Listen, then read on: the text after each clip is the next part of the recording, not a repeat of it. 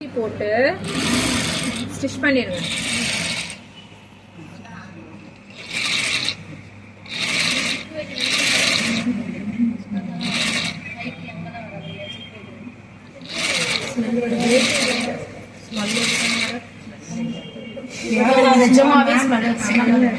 இதெல்லாம் நான் சொன்னேன். வெற்றி காமிக்கணும், வெற்றி காமிக்கணும். அப்புறம் இங்கே கம்மி ஜாஸ்தி வருதா? ஏன்னா நம்ம இது எக்ஸ்ட்ரா கொண்டு வந்திருக்கோமா? ஆக்சுவலாக 3.5 இன்ச்சஸ் தான் கணக்கு. 3.5 இன்ச்சஸ் எடுத்தா இந்த கம்மி ஜாஸ்தி வரும் தான் நான் 4 இன்ச்சஸ் எடுக்க சொல்லியிருக்கேன். இங்கேருந்து வச்சு ஸ்டிச் பண்ணணும்.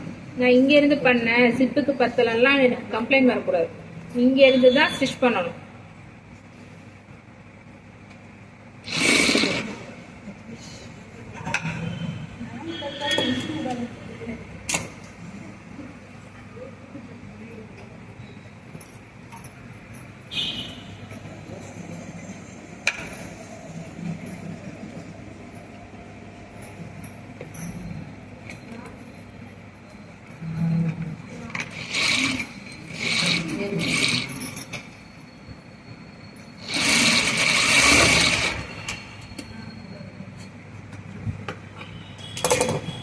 இதே மாதிரி இதையும் அட்டாச் பண்ணிடுவோம்.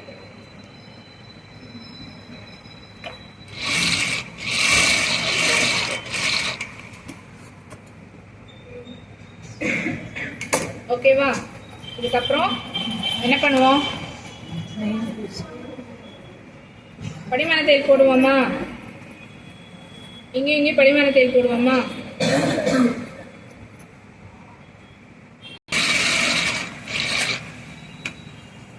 இந்த சிப் வைக்கிற இடத்துலயும் படிமான தையல் போடணும். இப்போ இதை ஸ்டிச் பண்ணதுக்கு அப்புறமா இதுல மிடில் நாச் போட்டுருங்க. மிடில் சைடு வர மாதிரி. சரியா? இங்க இப்ப நம்ம பைப்பிங் வச்சுட்டோம். இப்போ இதுல பைப்பிங் வைக்க முடியாது இந்த மிஷின்ல.